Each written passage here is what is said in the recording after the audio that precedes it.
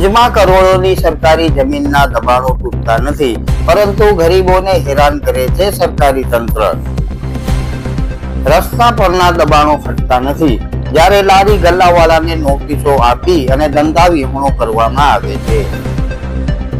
નકદ નારાયણનું રાજ ચાલે છે, બિલ્ડરોની ચાંદની છે, પણ ગરીબોને દિવાળીના સમયે ધંધા બંધ કરાવાય છે.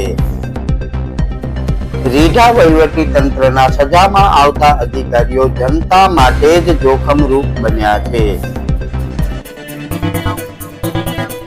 નમસ્કાર, આવાજ જનતા કી માંથી હું દતેશ વાવસર આપનું સ્વાગત કરું છું. આજે ફરીથી વાત કરીશું કચ્છ જિલ્લાના રીઢા વહીવટી તંત્રની. જે રીઢો વહીવટી તંત્ર છે એ માત્ર ગરીબ લોકોને જ હેરાન કરતા હોય તેવા કેટલાય અનુભવો આપણે થયા છે અને અનેકો દાખલા આપણી પાસે છે. પરંતુ આજ જે રીઢો વહીવટી તંત્ર છે એ બિલ્ડરોને, ભૂમાફિયાઓને કાંઈ પણ હેરાન નથી કરતો. હવે હેરાન ન કરવા પાછળના પણ ઘણા બધા કારણો હોય. નકદ નારાયણનું રાજ ચાલતું હોય એ તો પ્રસ્થાપિત થઈ ચુક્યું છે આખા ગુજરાતમાં. નકદ નારાયણથી તમે ગમે એ કામ કરાવી શકો છો. રાજકીય પરિબળો પણ એનામાં કામ કરતા હોય, પરંતુ આ જે બધે કશ્મકશ છે એનામાં નુકસાન થતું હોય તો સૌથી વધારે નાના માણસનું નુકસાન થાય છે. ભુજ શહેરની વાત કરીએ તો ભુજ શહેરમાં હાલમાં જ લારી ગલ્લાવાળાઓને ભુજ નગરપાલિકાના મુખ્ય અધિકારીઓએ નોટિસ આપી છે. રસ્તાથી 12 ફૂટ દૂર કોઈ મકાન હોય એની દિવાલને અડીને જે લારી ઊભી હોય, ટ્રાફિકમાં ક્યાંય પણ અડચણરૂપ ન હોય, તે છતાં તેને નોટિસો આપી અને ત્યાંથી ભગાડી દેવાનો કહેવામાં આવે છે. પરંતુ હાઈવે ઉપરના જે હાઈવેને અડીને ROW ની જગ્યાઓ છે, ત્યાં કરોડો રૂપિયાની જમીન પર જે બિલ્ડરો દબાણ કરી બેઠા છે, ભૂમાફિયા દબાણ કરી બેઠા છે, તેમને આ મુખ્ય અધિકારી કે ભાડાના અધિકારી કોઈ જ નડતર કરતા નથી અને તેમના વિરુદ્ધ કોઈ જ કાર્યવાહી થતી નથી. એવા આપણે અહેવાલો પણ પ્રસારિત કરેલા છે. વધારામાં ઘણી બધી એવી જગ્યાઓ છે કે જે રસ્તા ઉપર દબાણ થયેલા છે. ભુજના હોસ્પિટલ રોડની વાત કરીએ તો ત્યાં એક સહકાર મેડિકલ સ્ટોર વાળાએ રસ્તા ઉપર 8 ફૂટ પોતાની દુકાન આગળ વધારી છે, પરંતુ ફરિયાદો છતાં તેમના વિરુદ્ધ કોઈ જ કાર્યવાહી નથી થતી. કાર્યવાહી થાય તો કોના ઉપર થાય કે લારી ગલ્લાવાળા છે, કેબિન ધારકો છે, નાના નાના ગરીબો છે, પથારા પાથરણા પાથરતા હોય એમના વિરુદ્ધ ફરિયાદ થાય. રોડ ને ફૂટપાથ ને અડીને કોઈ એક ગરીબ વ્યક્તિ નાના રમકડા વેચીને પોતાનું ગુજરાન ચલાવતો હોય, પરંતુ ભુજ નગરપાલિકાના મુખ્ય અધિકારીની આંખમાં એ પણ ખૂચે છે અને તેમને પણ ત્યાંથી નોટિસો આપીને રવાના કરે છે. હવે એ જગ્યા ઉપર એ જે ધંધો કરે છે એના માટે કાયદેસર એ ભાડું નગરપાલિકાને ચૂકવે છે. તેમ છતાં નગરપાલિકાના મુખ્ય અધિકારી આવી જ રીતે ગરીબ લોકોને હેરાન કરી અને એમને હેરાન કરવાના જે કારસા કરે છે તેવા અનેક દાખલાઓ આપણી સામે છે. કેમ કે આ માત્ર ગરીબો ઉપર જ દંડો ઉગામતા હોય છે, પરંતુ જે બિલ્ડરો છે, ભૂમાફિયાઓ છે, તેમના વિરુદ્ધ મુખ્ય અધિકારી મોંઘું મૌન ધારણ કરીને બેઠા છે તેવા અનેક દાખલાઓ આપણી પાસે છે. ગેરકાયદેસર બાંધકામની વાત કરીએ તો ભુજ શહેરમાં લગભગ હજારોની સંખ્યામાં ગેરકાયદેસર બાંધકામો છે, પરંતુ તે બાંધકામોની ફરિયાદો હોવા છતાં ભાડાના મુખ્ય અધિકારી તેમના વિરુદ્ધ કોઈ જ કાર્યવાહી કરતા નથી. પરિણામે જે લોકો છે એ સમયાંતરે જતા જે ગ્રુડાનો નિયમ આવે છે, ગ્રુડાના નિયમ હેઠળ પોતાનું ગેરકાયદેસર બાંધકામ કાયદાકીય રીતે કાયદેસર કરાવી રહ્યા છે. હવે આ જે બાંધકામો છે એ બાંધકામો ગેરકાયદેસર જ છે, એ થઈ જ ન શકે, એની પરમિશન મળવા પાત્ર જ નથી. તેમ છતાં ગેરકાયદેસર બાંધકામને ગ્રુડાના નિયમ હેઠળ કાયદેસર કરવાના પણ કાયદાઓ આવી ગયા છે. મને એમ છે આખા ગુજરાતમાં કે આખા ભારતમાં આવા કાયદાઓ નહીં હોય કે તમારું ગેરકાયદેસર બાંધકામ છે એને પણ કાયદેસર કરવા માટે કાયદા બનાવવામાં આવ્યા છે.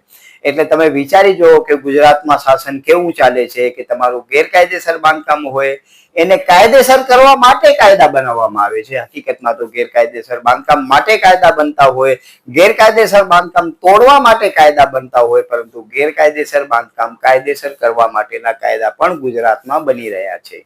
ભુજ શહેરમાં પાર્કિંગની ખૂબ જ મોટી સમસ્યા છે. પાર્કિંગના જે 36 જેટલા પ્લોટો હતા તે પૈકીના કેટલાક પ્લોટો તો ભાડા એટલે ભુજ વિસ્તાર વિકાસ સત્તા મંડળે વેચી માર્યા છે. હવે વિચારો કે પાર્કિંગ માટે અલાયદા રાખેલા પ્લોટ જો ખાનગી લોકોને વેચવામાં આવે, કેમ કે એ ખાનગી લોકોનો બાજુમાં પ્લોટ હોય અને એને એનો પ્રીમિયમ મળવા પાત્ર હોય, એટલે નકદ નારાયણ તમે આપો એટલે પાર્કિંગના પ્લોટ પણ ભાડા તમને વેચાતા આપી દે છે. હવે આ પરિસ્થિતિમાં આપણે એમ વિચારીએ કે ભુજ શહેરમાં ટ્રાફિક અને પાર્કિંગની સમસ્યાનું સમાધાન થશે તો એ ક્યાંય પણ શક્ય નથી. એ જે ભુજ સિટીની અંદર 36 જેટલા પાર્કિંગ પ્લોટો છે એ તમામ પ્લોટો ઉપર દબાણ થઈ ગયા છે, પરંતુ ભાડા કે નગરપાલિકાને તે દબાણ હટાવવામાં રસ નથી. કેમ કે દબાણ કરવા વાળા મોટા ભાગે સત્તા સાથે સંકળાયેલા અને બિલ્ડર લોબીના લોકો છે, એટલે એમના વિરુદ્ધ કોઈ જ કાર્યવાહી થતી નથી. કાર્યવાહી થાય છે તો કોના ઉપર કાર્યવાહી થાય છે? રોજના 200, 500, 1000 રૂપિયા કમાવા વાળા લારી ગલ્લા વાળા વિરુદ્ધ જ કાર્યવાહી થાય છે. અને આવા ગરીબ લોકોને પાંજરે પૂરી, આવા ગરીબ લોકોની લારીઓ ડિટેન કરી અને સૂરો થતો તંત્ર બિલ્ડરો સામે ઊંચી અવાજ પણ કરતો નથી. હવે આ અધિકારીઓ એટલા રીઢા બની ગયા છે કે આ અધિકારીઓ કોઈનો સાંભળતા નથી. આપના ધ્યાનમાં હશે કે કચ્છ જિલ્લાના ધારાસભ્યોએ મુખ્યમંત્રીને પત્રો લખ્યા છે કે આ અધિકારીઓ અમારું માનતા જ નથી. જનતાનો જે અવાજ છે, જનતાની જે લાગણી છે એ ધારાસભ્યના માધ્યમથી પહોંચતી હોય છે, પરંતુ ધારાસભ્યની જે વાતો છે એ વાતો પણ આ અધિકારીઓ નથી માનતા અને એની કેટલીય ફરિયાદો થયેલી છે. કચ્છ જિલ્લાના ધારાસભ્યોએ ઘણી ફરિયાદો કરેલી છે, મુખ્યમંત્રીને સીધી ફરિયાદો કરેલી છે કે આ અધિકારીઓ અમારું કોઈ જ સાંભળતા નથી. પરિણામ સ્વરૂપે એવું થાય છે કે જનતાનો જે અવાજ ધારાસભ્યોના માધ્યમથી અધિકારીઓ સુધી પહોંચવું જોઈએ તે અધિકારીઓ રીઢા કોઈ જ આ ધારાસભ્યોનું પણ માનતા નથી. એટલે તમે વિચારી શકો છો કે જે ધારાસભ્યને દાદ ના આપતા હોય સામાન્ય જનતા માટે શું કામ કરશે? એ સામાન્ય જનતાને તો દાદ નથી જ આપવાના ને એના અનેક દાખલાઓ છે, એની અનેક સમાચારો આપણે પ્રસારિત કર્યા છે કે સામાન્ય જનતાને હેરાન કરવામાં સૂરો તંત્ર, બિલ્ડરો અને ભૂમાફિયાઓ છે તેમનો કેવી રીતે ચરણચુંબક બની જાય છે.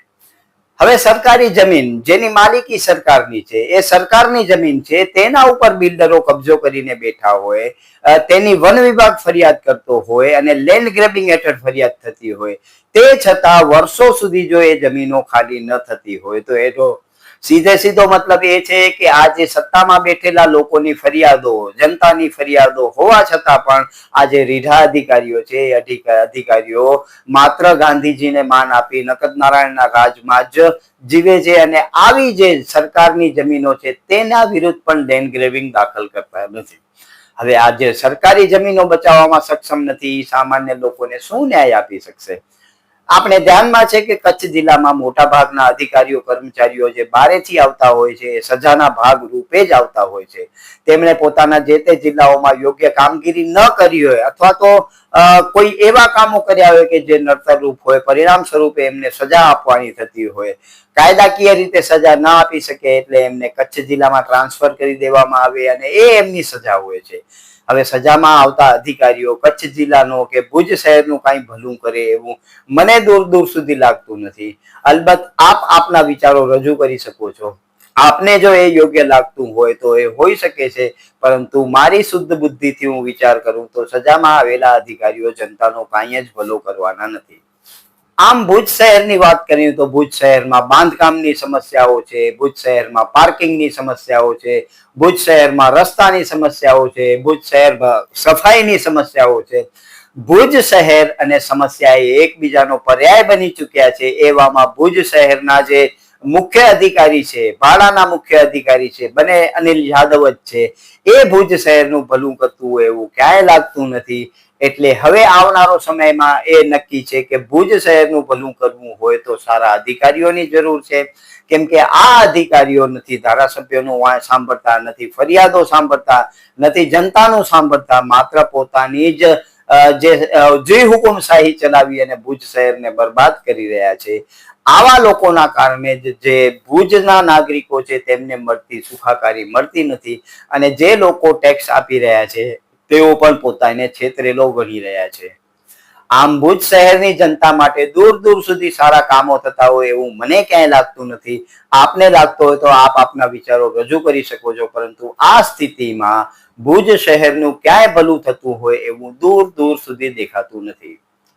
નમસ્કાર, આવાજ જનતા કી માંથી હું દતેશ ભાવસાર. તમને અમારી સ્ટોરી સારી લાગે તો લાઈક કરો, સારી ન લાગે તો અમને સૂચન આપો, પરંતુ સબસ્ક્રાઇબ કરજો જરૂર.